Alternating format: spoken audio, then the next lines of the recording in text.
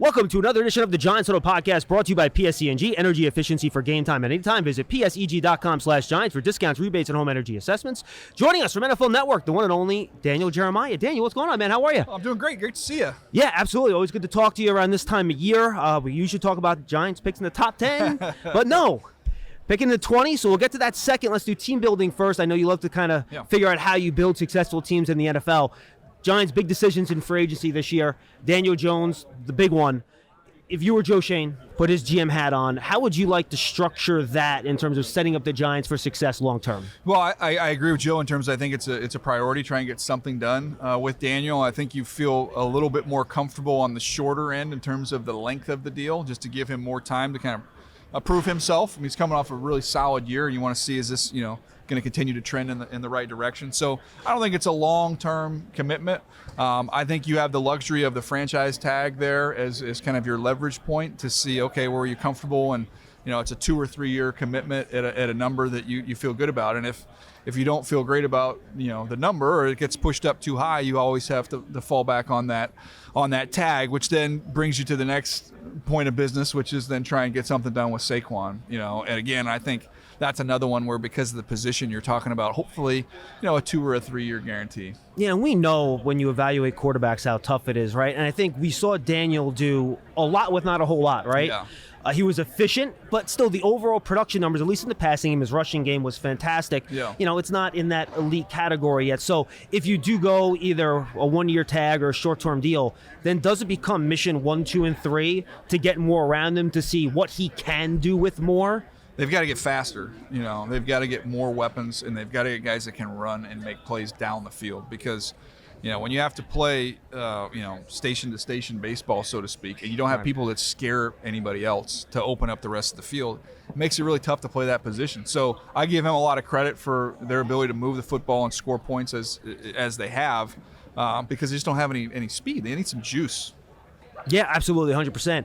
You mentioned Saquon. Let's hit him real quick, then we'll get to the draft here. What do you think the market's going to be like for him? It's such a deep free agent running back class. It's such a deep running back class in the draft.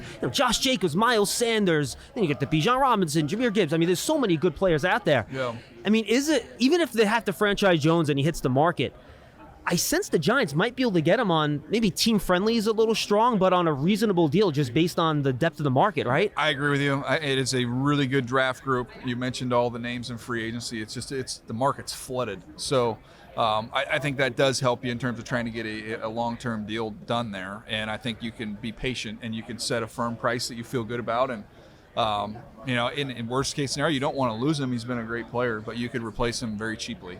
Yeah. All right, so now let's get to the draft here. The Giants are interesting. They picked Wanda Robinson in the second round last year. I think it's safe to say he's a slot-only guy, right? He's 5'9", he's slot-only. Yeah. So then you look at the Giants here at 25. Let's put Quentin Johnson aside, because obviously he's an outside guy. Yeah. Then you get to the Jackson Smith and Jigbas, the Zay Flowers, the Jordan Addisons. I'll go to Josh Downs even. Which one of these guys do you think is most adept and has the most capabilities of moving outside to complement a guy like Robinson and even a guy like Isaiah Hodgins? I like Addison. I think Addison can play outside. I think he can play inside. You can do whatever you want him to do. He's not the biggest guy in the world, but he creates a ton of separation. He's a polished route runner. He's got outstanding hands. So to me, I think he's the most skilled of these wideouts. I think he'd be a great fit with with Daniel as he's trying to continue to grow and emerge and evolve as a player. I think he'd be a good complement to Wandale. So, ideally you want to find a bigger body to put out there at some point in time, but to me, separation and speed and quickness has got to be the top of the list. And how about Smith and Jigba? Because obviously when he was with Ohio State last year, he was with Chris Olave, Garrett Wilson. He was their slot guy. Yeah. How do you think he projects potentially to being an outside receiver? I like him better in the slot. I think that's his home. I think that's kind of where he is. There's nothing to be ashamed of there. No. I think he can be a high volume guy in there, but in terms of fitting, I think he's more of a duplicate of what you have there, or maybe a better version. But I with you, I think they need to find someone on the outside that can go. How about the concept, if you don't like the wide receivers that are left at 25, Addison's gone, Johnson's gone, and you're kind of sitting there, you're like, I don't love these guys, I'd much prefer to wait. Yeah. Would you consider going tight end in that spot? But then I think, all right, yeah, these are really good players, but do Kafka and Dable want to play 12 personnel, right? They both come from systems where they were 11 all day. Yeah. So how would you take that option into consideration? Well, I still think you're looking for weapons. I think you can be flexible, and if you feel like this is somebody that can get open and make plays, and the value is there, he's just a better football player than a wideout. I think you can navigate around that. And some of these guys, like you take Dalton Kincaid, I love Musgrave. him, man. These guys are big slots too. I mean, like you can just flex them out there and let them run wide receiver routes. You see it with Kelsey, every week when you watch the Chiefs, how they use him. So I think this year, because the receiver group's down, I think the tight ends, you've got to think of tight ends, and even I would throw into there some of these backs that can really catch out of the backfield, like Jahmyr Gibbs, Kenny McIntosh. You got to look at weapons. We're just trying to add more firepower, more offensive weapons this year, and not get too hung up on receiver, tight end, or running back. Have you heard Kincaid's going to work out? Because I know he was kind of battling injuries. Yeah, he had a little small fracture in his back, I believe, so he's not going to be able to do anything. I don't know how much he'll be able to do, even going through the spring. But I think he's one of the best players in the draft. He's unbelievable on tape. His route running's unbelievable. It's unbelievable. He gets so much separation, and then after the catch, he's so competitive. So I think he's a great, great talent. Hopefully he comes through this medical stuff okay. He's another one that he's a little bit older, which we have a few of those guys in this draft. So, hopefully he navigates through this process, comes out with a clean bill of health. I think he'll be a great pro. All right, we talked about weapons around Daniel. I think you want the protection around him a little bit better too, right? You have Andrew Thomas on the left side. He's developed into an excellent player. Yeah. Evan Neal, rough first year, but I think you hope he improves. He's going to be there. You got the blueprint, right? Absolutely. Yeah. He's going to sit there. He's going to be your guy. And I think he has the tools, obviously, where you think he's going to succeed. Inside, do you think round one's a little rich for that? Where do you think the sweet spot is if you're trying to find a guard or a center in this draft? Well, I think there's not many of them. I think there's a good clump of 4 or 5 guys, and I think you're going to see 1 or 2 of them go late first round, and you're going to see the rest of them go early in the second round. And I think their run's over. So, I almost feel like there's some urgency there. If you want to take one of those guys, maybe you trade back a little bit. Who are the guys you like there? So the handful of guys, you're looking at Osiris Torrance from Florida, who's just a big, powerful guy.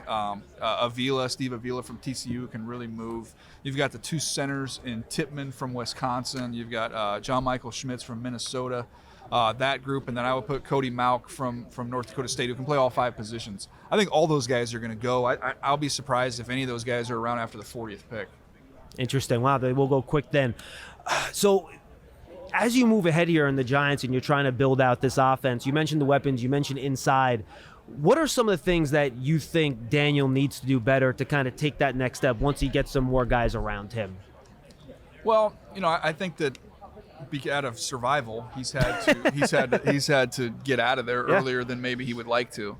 But I think it's just being a little more comfortable to be able to sit and hang in the pocket and be able to work deeper through progressions and make some more plays there. But again, I can't fault him because he hasn't had guys that could uncover, and then he's had some leaky protection, particularly off the right side. So he's has done what he's had to do. I think once you get those other pieces in place, then you can ask more of him in terms of that.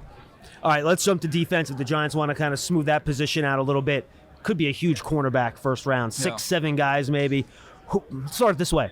Who should Giant fans not even consider that, oh yeah, maybe this guy will get to 25? Who's gone? Yeah, I think that the 3 guys I think will be gone. I think that the 2 big guys in Gonzalez and Porter will be gone. I'm a Witherspoon fan from Illinois. I love his game. He's going to be gone. He had that play early in the year when he read that one little screen pass and he came back and he blew that guy up. Hits. He's got great ball skills too. So I think all 3 of those guys are probably gone. The name that I would keep an eye on that's kind of emerging through this process is a good player is Deonte Banks from Maryland. He's big. He can run. Ringo from Georgia is a polarizing player, but there's a lot of ability there. Another height, weight, speed guy. So those are kind of the guys I think that'll be in that next wave of corners. Who are some of the guys that you think fits the Wink scheme? Even if not early, maybe a little bit later. Long, can play press man and kind of deal with all his blitzing. Yeah, I would go back to Banks. I think Banks kind of fits that. He's long and physical, and really Ringo can do a lot of that stuff too. He's a pure press man corner. So both those guys to me make a ton of sense. Middle linebacker, another spot where the Giants, they basically picked Gerard Davis off the Lions practice squad in week 17. He was starting the playoff game for them. So I think it kind of tells you where they're at in terms of middle linebacker, right? Is there a middle linebacker that's going to go in the first round? Is Sanders going to make it? Is Trent Simpson going to make it? Or you think that's a little bit of a reach? I'm beginning to think it doesn't happen. One name to keep an eye on this week is Jack Campbell from Iowa, who's going to be big. He's going to run fast, like big, like 6'4", and can run. So that's one to keep an eye on. But I don't think it's a great year for off the ball linebackers. So some interesting names. To me, like a guy that's not even here at the combine, like Marte Mapu is a fun one, who's kind of the modern day linebacker, where he's around 220 pounds, but he's 6'2" and change. He's long, he can cover.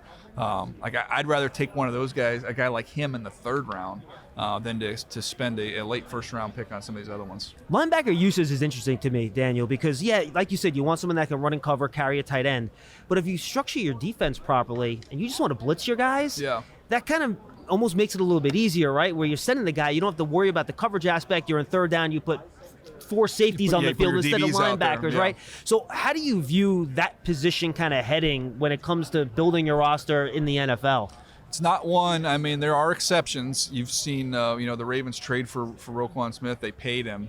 Fred Warner's an exception, obviously. Warner. You look at, Darius Leonard, his new name. I always forget his new name. Oh, yeah. Shaq Leonard. Yeah, Shaq. Leonard. Thank you.